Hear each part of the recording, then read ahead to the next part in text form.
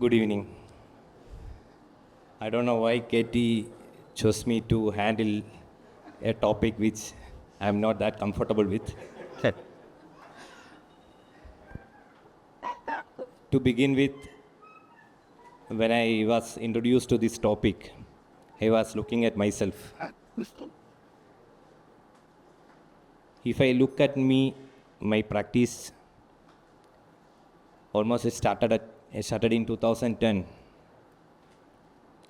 I was doing projects, but a break happened during Corona, made me realize many things.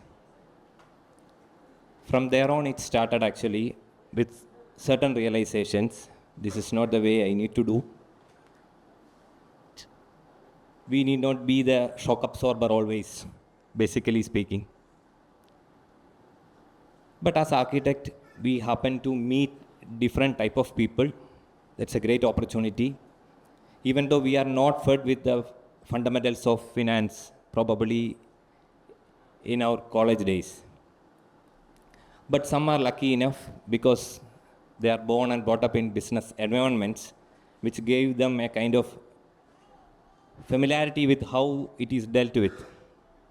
But to me, the son of a government servant, it was very tough for me to ask money because the notion that we are having was totally different.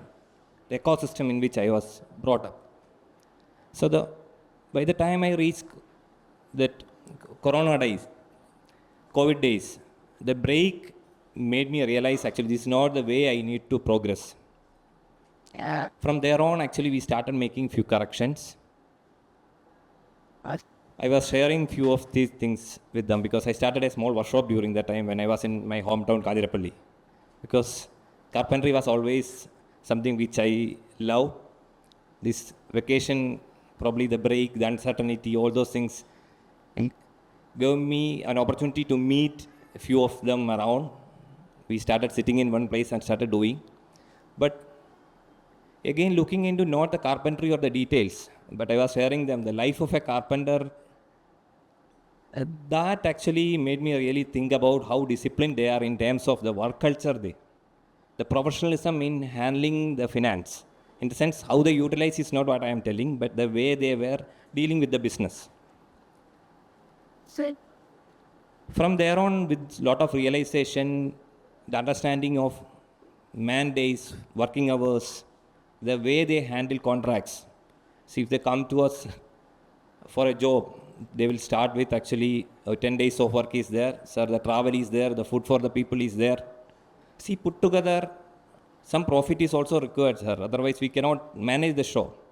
So these things started getting into my head as well because we are running an office for just paying salaries. That was the kind of concept I was having. I was adding people. At one point, like I will tell you actually, my practice is named A Factory. I started in 2010 with my partner and spouse, architect Archana, in my hometown.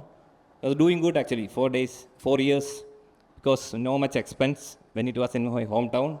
Slowly shifted to here in Kochi in 2014. There it started rentals, salaries, softwares, computers, lot of things, our rentals. Then from 2018, it was a different story actually. We got a break and we started thinking about it with certain realization. We took off. Now, what I am is a bit different from what I was probably from the college days. So before I share simply my stories, I will get and introduce my panel. It's better, I think, they introduce themselves one by one when I am shooting questions to them. So our topic is more about actually creating a budget and moving around. So probably with that, we are architects. We may not be designing buildings. We may be designing buildings, but we are all designing our life basically, and it is all around money. So this topic comes so relevant actually at that context. And this session is not about how we can make money, but actually how money influences our choices, our decisions, at times our confidence. Right.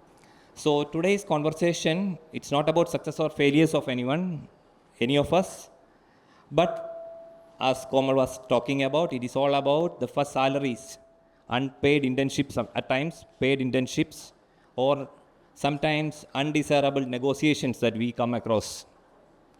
Let's figure out actually, and let's come up with some direction at the end of it. Like, if we are able to come up with some kind of direction, at least it makes sense to what we are all talking and what we are all sharing. Probably, we will start with actually architect Premlal. He himself will introduce and he will start sharing his first encounter with the money. Probably the first realization of having money uh, with the support of the learned architecture. Over to you. Thank you, Arjun. Am I audible? Yeah. Okay. Actually, I started practicing architecture because of the fact that I did not know what architecture practice was. That is the reason I was confident of starting my practice. If I had known at least 10% of what architecture practice was, I would not have stepped in. I started doing my first job when I was still studying. It was a residence, so I used to travel from Manipal in the weekends and manage the project and go. So I still remember Arjun asked me about first money. I was supposed to receive 1 lakh, that was around 93, 94 for the house I designed. And at the start I thought that was good money. But then it came over a period of time. It took 2 years to complete. So by the end of that 2 years, I realized that I was paid even less than a mason. Okay. And if I had deducted all the expenditure, even less. So that was my first encounter with money.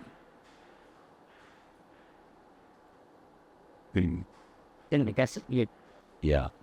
So what I would like to talk about is we are very reluctant to admit, as architects, we are very reluctant to admit that architecture is also a business. We don't think ourselves as businessmen. Unless we have that mindset, it's very difficult to come to good terms with financial security. So we should know financial management, we should know accounting, we should know how the cash flow should be comfortable. So all these things should be learned. In most of the cases, it is by making mistakes we learn. But it would be good, if these things are initiated in the academic institutions itself, even though if it is not part of the COA curriculum, it will be good that students are given some lectures about financial management and accounting practices and entrepreneurship. That's it.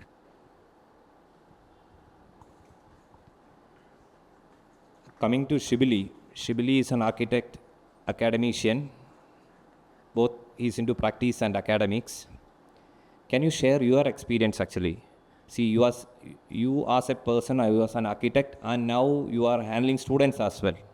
So can you make some kind of relationship between what is happening today and what happened to you, and actually the kind of mindset these students are having when they come out of institutions, in terms of actually the expectations they have and the kind of lifestyle they see outside, the peer group, how they experience actually once after having passed out of a similar professional institutes.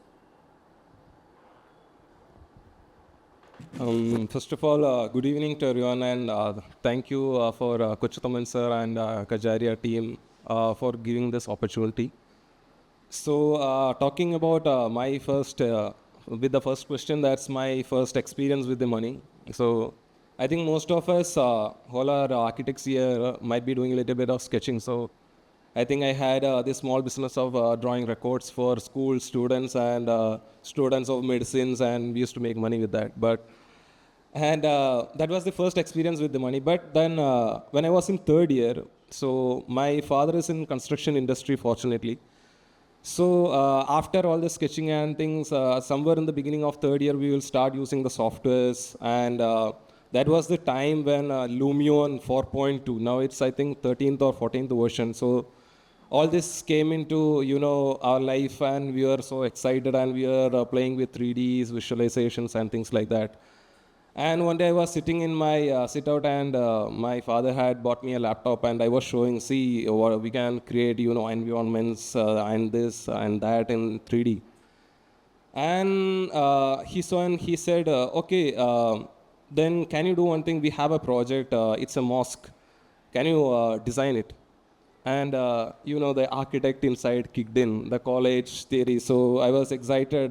Should I start with a concept or a bubble diagram? Should I take a butter sheet? So I asked my father, how much time do I have? Like how many weeks or months?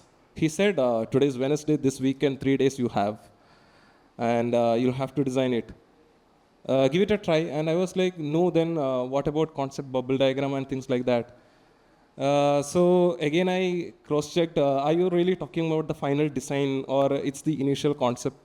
No, the final thing, what you are trying to experiment, no, the entire 3D visualization, walkthrough, whatever you can do.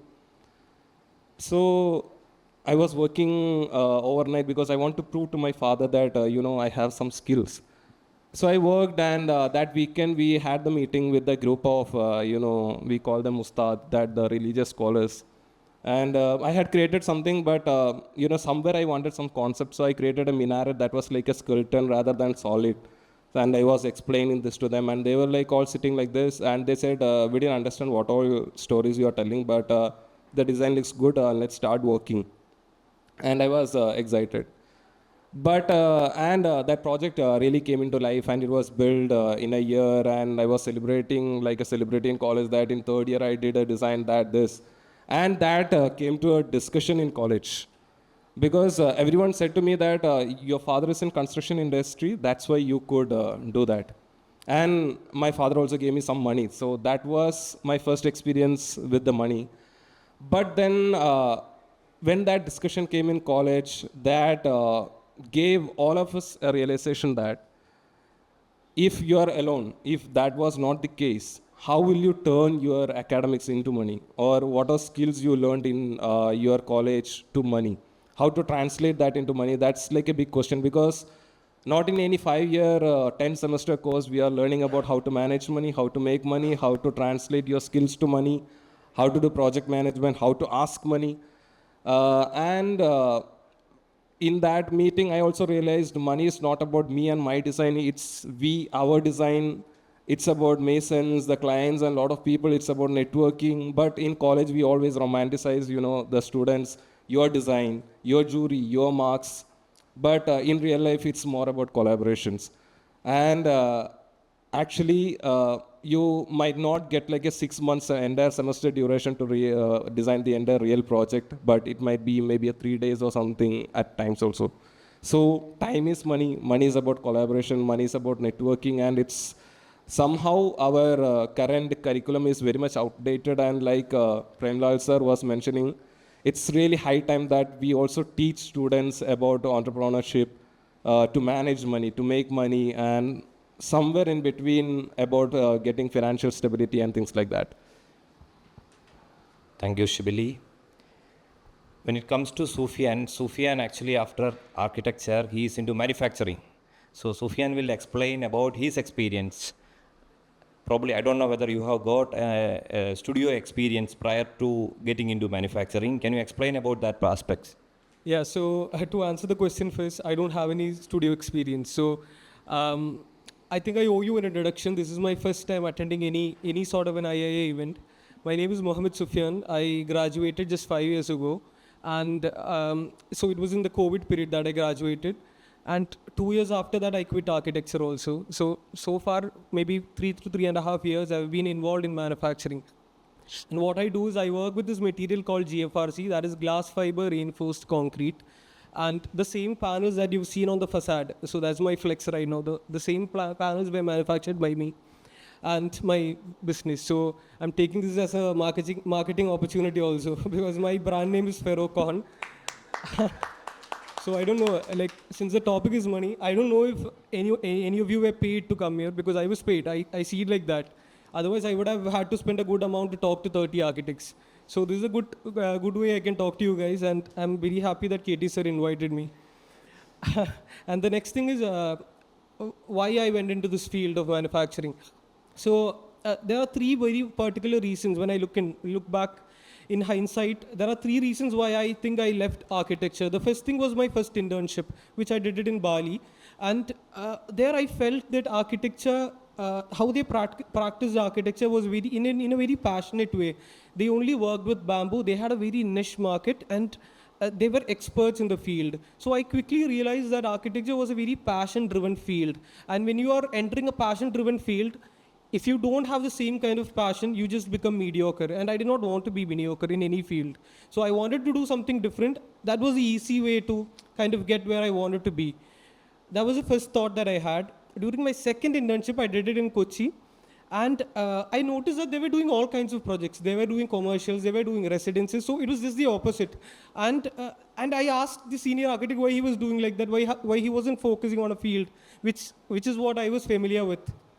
And he told me that to survive, you need to take up all kinds of projects. So that is where money came into play. I realized that if you don't buy your freedom initially, you just get stuck in a certain rat race, and it becomes very difficult to then come out of it. So that was the second lesson. And the third thing was, during the COVID period, we all used to play this Ludo game. And we always had this video call where we talked with 5 to 6 friends. All of them were architects. And I realized that at one point of time, I realized that in some stage of my life, I'll be competing with them. They are friends, but they are also competitors. Everyone you graduate with, if they are practicing architecture and if you are practicing architecture, I think you will be competing with them. So, and days passed, and then one day my father came up with this idea to do manufacturing and concrete products, and then we'll be catering to the construction industry. And on the next Ludo meeting, I was no longer looking at competitors, I was looking at possible clients. And I realized I graduated with 600 different architects, and all of them were possible clientele now. So that is the third factor why I chose something very different, like manufacturing. And so I think I've answered your question. No, actually, you can relate it definitely, because actually you directly went into manufacturing. But see, in manufacturing, how you see, there is something called scale, the kind of actually what you call the production in terms of numbers I am talking about actually. So how you are managing, it's a family business, right? Yeah, we had a tile manufacturing factory. So I had a building ready. Yeah. And then GFRC was something new, but then, like you said, my father was a mentor throughout the journey. Again, when you introduce these new concepts, actually, definitely I don't agree you left architecture, because actually, since you are an architect, you are able to probably see these things through these lens actually.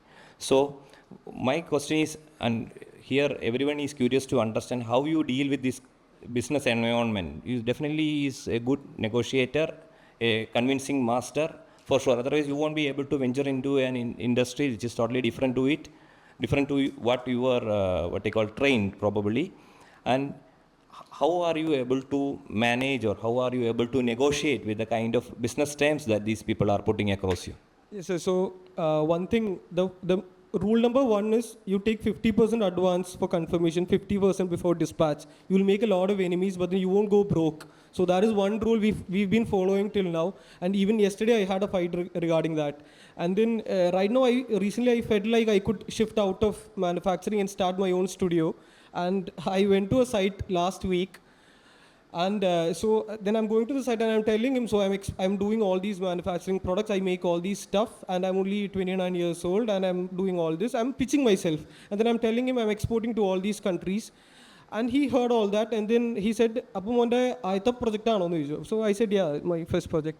അപ്പോൾ ഗുണങ്ങൾ ഉണ്ടാവും ഇത് ചെയ്ത ഫഹദ് ഫാസിലൊക്കെ ഇതിൽ investor ആണ്, അപ്പോൾ അതനുസരിച്ച് വേണം ഞങ്ങളോട് കാശ് പറയാമെന്ന് പറഞ്ഞു.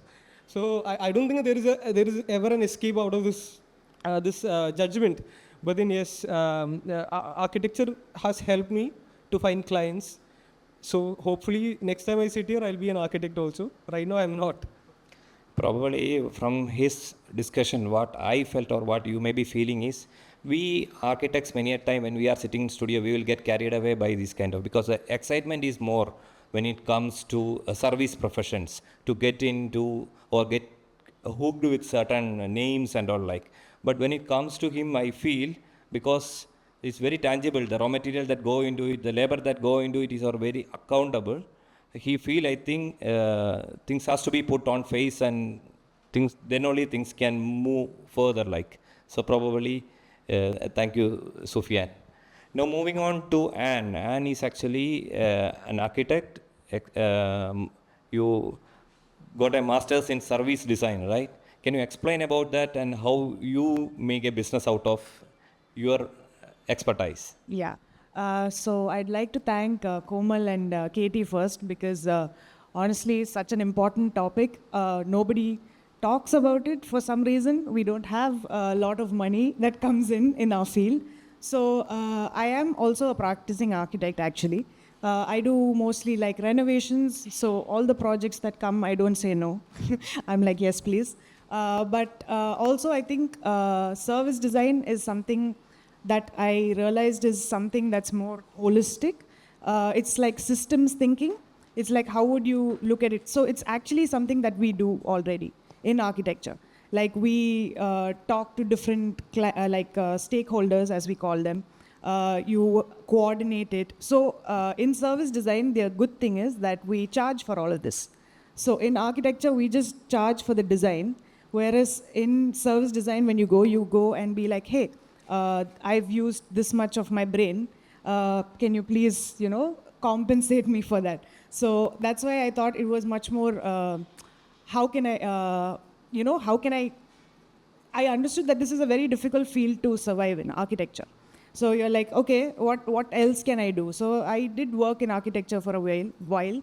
Just like everybody else, I went with big dreams and I was like, oh, I'm going to be the biggest architect. Came out and realized that the pay is really bad. And I'm like, oh, okay, nobody tells you that in architecture school. In school, you're always like, Zaha, the next, So that's the impression that you have. It's everybody's rolling in money somehow. Everybody, like you see big architects only in big cars. And, it's all very fancy. But nobody talks about like the struggle that you have to have a conversation with the client and, convince them to say that, hey, this is also something that I actually give a lot of value to. Like, this is valuable work. You solve some problems for them, but you're not really paid for it. You go into a renovation project, let's say. You go into a renovation project and you're like, oh, these are all the constraints that you have, and you probably can work only within that constraint. So you're using a lot of your brain, which is also architecture, but in service design, it's a little bit more, you can use that and be like, this is what it is, and I can charge you for it. Yeah, but this is very intangible to assess and convert it in terms of money, no? Not really. People are willing to pay for this. Okay, so how you convince actually generally? Or see, we basically, when it comes to practice, it is like percentages or square foot basis, no? We probably put business across clients. But how to sell experience is what something which we all would love to know. Thankfully, we are in an experience economy right now. Everybody is looking for experiences rather than like a finished product as such. So how do you convince a client is basically, you have a sort of, you tend to put your own value. You give yourself a sort of value. You're like, okay, I can give this much value to the project, the client. You know your value. So in that sort of alignment where you have like, okay, this is the sort of client. Yeah. Can you add it with some examples so that it will be easy for all of us to understand? Some examples if possible. Example, okay. Let's take, in this scenario, the building is not the main character. The entire ecosystem around it is the sort of hero. Let's take like a hospital, for example. In a hospital, so what an architect would see is, the pathways, everything that we need to design, like operation theaters, everything that needs to be there. We also do look at the user, but how much of the user we look at is a different thing. So you look at the user, that is maybe the doctor that's using, the patient that's using, but we don't think of the staff as much, maybe, that they need to, when they walk from this point to this point, they're going to have a lot of, issues on the way. So you make that distance as well short. How do you make that sort of system very efficient and easy for them to sort of navigate in a way that, so you think of it from each perspective. You think of it from a, child's perspective, somebody who's distressed, somebody who's coming out and who's just like, they're having an operation, right? Their wife is in an operation. So that sort of space needs to be designed in a way that they're sitting in a place where there's not a lot of other disturbances or things like that. So tiny, micro things that you look at is sort of, I'm not answering your question, am I? Yeah, definitely you are answering to my question only. Thinking hours, she need to convert it into business terms and then need to probably charge for the time that you invest as a thinker. Yeah, as a thinker, you do the research. It's Yeah. not just thinking. You do research, you talk to real people. You go and put in the effort to talk to not just your client. Like if you're building a hospital, you would talk to only the person who's giving you money. But that's not how it is. You talk to the patient, you talk to the, other users involved, like the cleaners. So everything in that system is important. So it is also a little bit more intense, but very important, I would say. Yeah, it's great actually understanding such kind of diverse fields where things are moving on.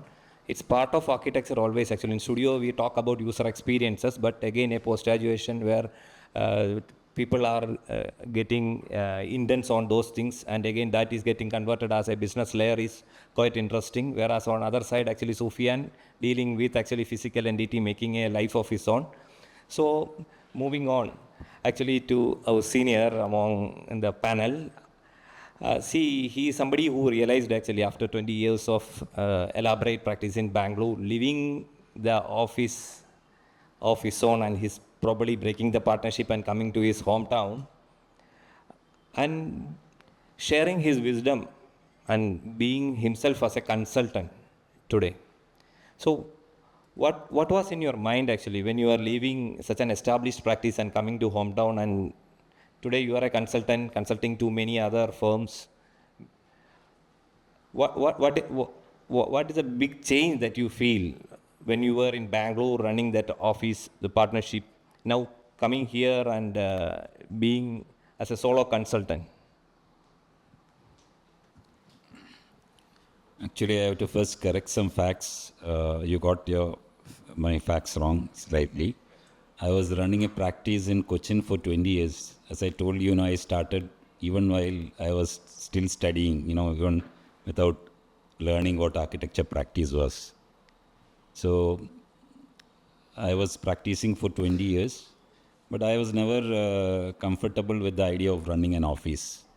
Somehow I was more of a technical person, and the management side was not my cup of tea. So when I got an opportunity to move to Bangalore, I was mostly doing industrial design, and Bangalore there were many industries. So I started associating with a friend of mine in Bangalore. I was not a partner there. I was working along with him. So I was there for another 5 years. Then for some reason I had to move back to Cochin. And I took some time off from the profession to think, where I am going, and I was not happy. So I decided that, I'm not going to be associated with, I'm not going to create anything on my own, or I'm not going to be part of any firm. I would stay independent and work independently. The risk associated with that, how it works is, I get inquiries, I have associations with other offices through which I get the work done.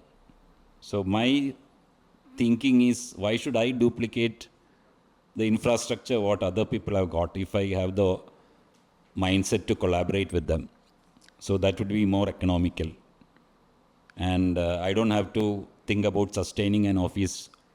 So I will have more freedom to choose the projects and I don't have to worry about running an office.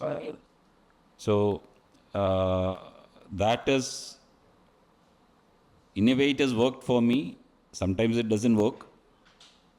It gives you the freedom to choose projects. It gives you the freedom to, enjoy your time. But there are also other risks associated with sometimes work doesn't come your way. Sometimes, clients are more inclined to appoint architects who have got a establishment. So these are the risks, associated with that. If you would like to ask me any other question, I'm prepared to answer that. That's it. So there are merits and demerits associated with everything we do, basically speaking. So coming to Shibili, see, these days we see actually young architects coming out of college, immediately going for post-graduation and coming back and settling with teaching. To Shibili, is it to find a safe niche, probably to have a financial base, and then from there to take off to their very dream of having a good practice, or is it something else? Am I audible? Yes. Okay. I think that way. Yeah. Yeah. So I think I'll start with the statement that Komal ma'am had said that only 32% of the graduates are practicing architecture, right? That was the statement what she said. But I think that's the beauty of architecture, right? Like where architecture is not just about putting bricks and concrete, but it's much more beyond that. And in this 5-year course, we are being taught to experience different materials, creative part. It's basically our creative part of our brain is getting enhanced. And basically, because of that reason, a lot of people turn into businessmen, politicians, writers like Arundhati Roy, and we also have a lot of art directors and actors. Maybe I think that's the beauty of architecture, and that's not a problem which we should be much worried about. And second thing, today's generation, when we speak about, there is something which is myself and Kochutaman sir, we were in studios a lot of times together, like he was mentioning. And a lot of interesting interactions happen in our studio rather than usual juries and corrections and things like that. We mainly focus on a lot of chit chats and interaction, where even once Premlal sir was also part. And once he said a very interesting statement that actually in a 5-year course, it's not only about making you an architect, but you are also proving yourself that you can stick on to something for 5 years. That's not a small thing. And it's not just about the education or the certificate or things you get, but you are proving that you can stick on to something. So that is proven. And talking about today's generation, everything is so fast. If we look into what we enjoy, the reels are getting shorter and shorter. It's like the content we enjoy are not more than 10 seconds. So everything is faster. Everyone wants to get things done faster. So is for the money. Everyone wants to make money fast. And even though the world is changing, the technology is changing, still architecture is a 5-year course.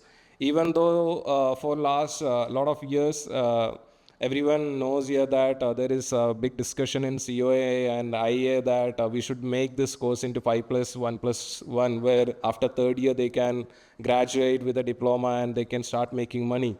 And maybe they'll find financial freedom much earlier, and after that they can work under architect and slowly they can get license. I think that is something that should come into practice, which might resolve this problem of money. And there is a general notion that architecture is a 5-year course and you make money very slowly. But I think that needs to be resolved, and maybe COA and IEA can help a lot in that. And I think with also our academics, it's really important. Somewhere in our academics, we have to teach them about money. Like I was mentioning recently in our studio, like Kochutaman sir said, we are in first year studio now. And recently what happened is like during the Christmas, like every college, we also had our students putting up a stall. And till then, when we give them work and things like that, it was just work. But suddenly what happened is that for the Christmas stall, they started making things with what all materials and exercises we thought for architecture. And the stall was not actually for architecture, it was for a Christmas sale. And they started making keychains and things with plaster of Paris, clay, this, which we taught till then. And they made a good amount of money in a day, and they felt so happy. So I think that kind of experiences should come early into the academics also, which can motivate current generation to move more towards architecture. And this is something we should be addressing very seriously, because all colleges are struggling with admission, and the students who are coming into architecture is very less, even though opportunities are very high, is what I think. So yeah, that's from my side about new generation and things that matters. So I think from his conversation, there is a point to take, especially Dr. Prateek. You can think about it and elaborate probably later. See, acquiring some skills during the early ages, especially when students are put up for 5 years in educational institutes, probably professors are the best people to understand their acumen and direct them to the directions in which they are inclined to. 40 or 80 is not a big number, but COA definitely come up with some numbers also. So it is not a big deal to have one-to-one conversation or one-to-one acquaintance. Our mentor-mentee system and all come in play probably that time. So I think making them acquire some skills probably will help them look smarter in during internships, which actually I don't think a senior can leave them without proper remuneration or what you call for that, actually some scholarship or stipend, yeah. Without stipend, because if they are a super performer in office one or other way, sometimes, as Sebastian sir was talking about, see, most of these firms require people for even handling social media handle. They are very good at it. Sometimes they may be good in photography. Komal was talking about our own Prashant Mohan. And everybody need actually all these things. Without degree, these people can do probably with a basic design fundamentals they acquire in the very early semester. So at that point, I think actually there is a takeaway for all of us, probably who are all engaged with especially educational institutions. Our commitment as a senior probably to identify and share with them the kind of inclination, because they as youngsters may not find it, because they will be like jumping from one system to other. Probably it's a fairly fascinating world and things are so much around them, but in the world of knowledge explosion, probably the very idea became actually very, very difficult for them to identify. But that time, I think these things actually, even though small, that kick off, what you call that, the energy that when it comes out of their own efforts, that is totally different. That independency, that actually, probably in Indian context, it is very less. We depend on our parents or our family for each and everything. And that context, I think, it is very, very important. The modern generation doesn't need any of family property or what you call fathers, mothers, legacy to take further forward also. So at that point, I think it's very relevant to think in that direction. And to you, I don't know actually at this point what we need to discuss. In the sense, actually, probably we were discussing about professional related acquaintance, with money, or in your case, actually, you can share some experience, which actually you don't want to compromise, probably in the name of budget, because every time, especially in her case, it is very, very relevant, because it's very difficult to convince experiences, because it's very relative stuff when it comes to architecture. As she was talking about, she is getting a lot of renovation because she is very smart. She is able to relate probably, and she is able to sell her design in much better way. Can you explain actually part of it that you don't want to compromise in terms of budget? I don't think anybody should compromise. Yeah. That is the first thing. I think the problem I see mostly with architects is that they sort of undervalue themselves to a very large extent, which doesn't make sense because if you think that that competition is going to give you some, sort of leverage, you reduce your price and then the client is going to select you. But that's not really true. Even if that is true, do you really want to work with this client for a year or two? It's going to be very difficult to work with that person. So I think setting sort of boundaries for yourself is very important, like having, like standing your ground. It's not always easy. It is very difficult if, you're struggling financially. That's why I think having multiple sources of income is very, very important. And as an architect, not as an architect, I think it's a good thing to have multiple sources of income. So I would say that, architecture is such a fundamental sort of learning. We look at things from so many different perspectives. We are able to do a lot of other things other than architecture itself. So always I would say have 2-3 things that you think you like, obviously, and which can also make you money. Don't just focus on architecture and be like, hey, I'm not getting money. It's a very difficult field to sort of navigate generally. So, that's why I haven't left architecture. Like I said, it's something that's there. But other sources of income is very important because it's not something that you're able to sustain. And I think it's more of a systemic problem, like I think everybody was saying as well, Gisny and everything. So it's like, it's actually architecture, when you look at it, it's a field that is actually you have a lot of liability. Something happens to the building, you are under, and that's actually a high risk job. My sister and everything, she's a CA. So because they have a high risk job, they get paid in that but we don't get that sort of compensation, which is a big problem. So how do we solve that? I don't know. Have multiple sources of income might be an option, but yeah. Yeah, thank you. And so when it comes to you, manufacturing, so it's all about mass production. It's about numbers, basically, when it comes to manufacturing. But as an architect, as a person who has been exposed to the other side of the business, how you moderate that romanticism with actually the work that you do against the kind of volume that you need to cater? Can you share some insight into, you may be, for example, like you may be interested to do certain things, but in profession, that's how we compromise at times. The compromise in terms of, to establish our idea, or to a clients who agree with everything. We intend to sometime work more and more. And for clients who are not that comfortable, we may not, work less on those projects, but those projects could be the one who push our office on the other side. So that kind of things happens actually because probably the kind of convenience that we are having sometimes create confusions in the way we totally invest ourselves into it. So in your case, how you plan and put yourself into such kind of situations? Sir,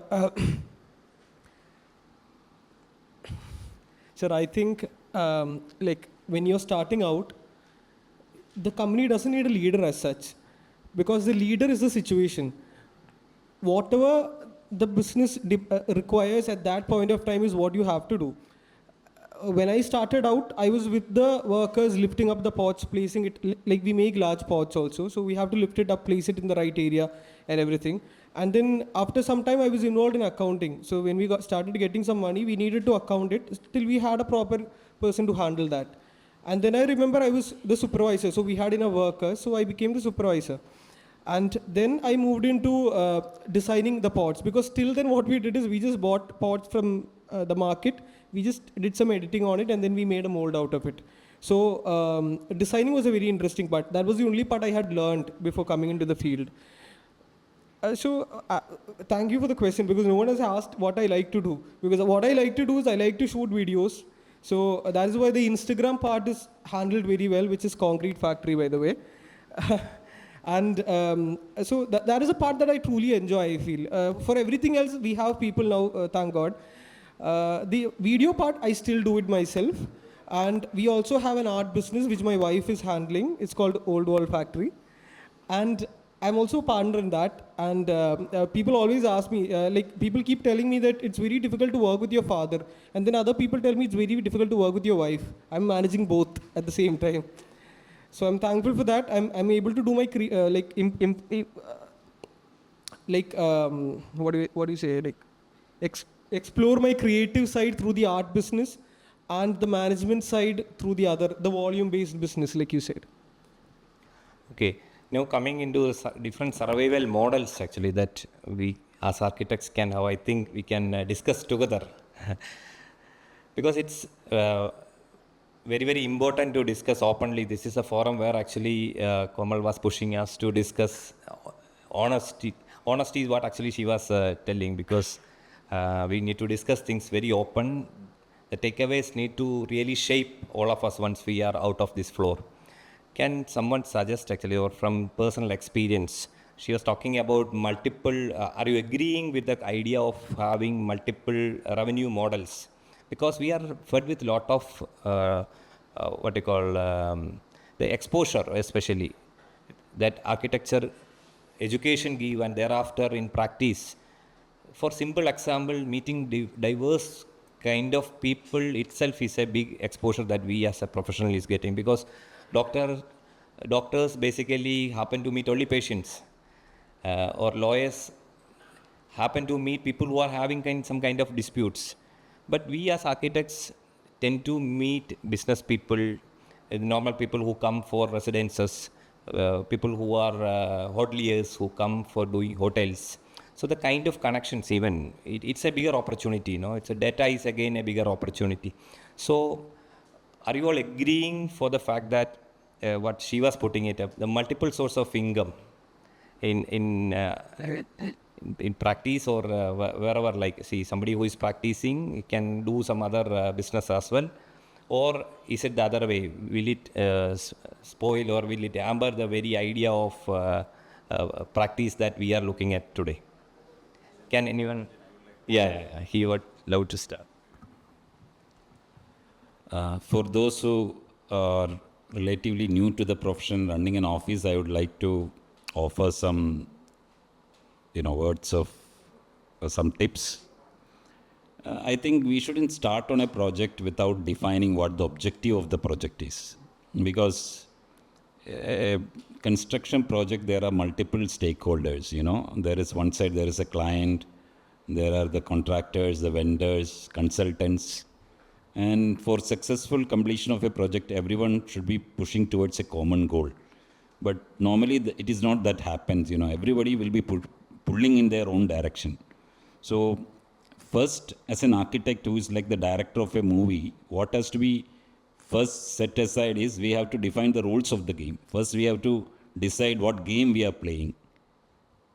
So for that, we have to set what the objective of the project is. If that is there will be very less of changes. The client cannot just come and say, I need that, I need this. That is one thing we have to do. That is one point which I wanted to add. Another thing is that money is not just currency. Money is power, money is freedom, money is ability to get things done. So as architect, we have the opportunity to meet a lot of people, not just our clients. We meet our vendors, we meet consultants, contractors, workers. So it's a huge network of people that we meet, and each person we meet is a potential opportunity for us. That is something which we have to realize, and we have to monetize those relationships. Monetize in a way which is mutually beneficial. And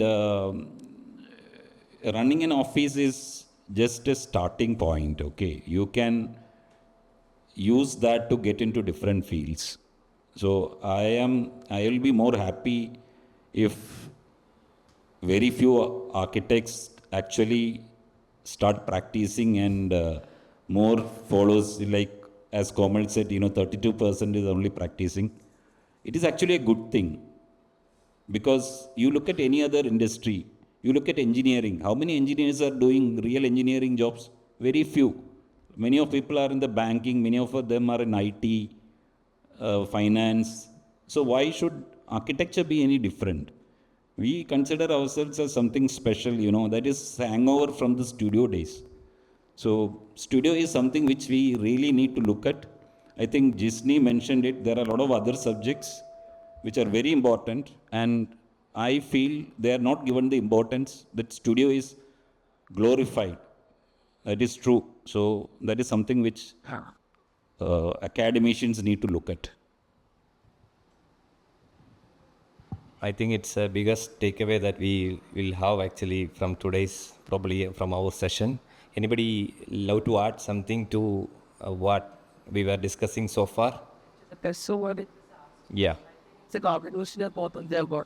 Yeah, like Yeah, so what she was telling is we have to have a backup, like a second project. So that actually helps us, like in my experience, that actually helps us to keep away the unwanted clients, I would say the unwanted clients.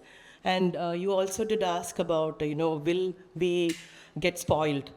The answer to that is what Sufyan said. If you have a passion, you won't get spoiled. We'll be right on track. We'll come back to what it was. So, and again, to the other speakers who was here, this also helps us to fight against the storm and become the bison.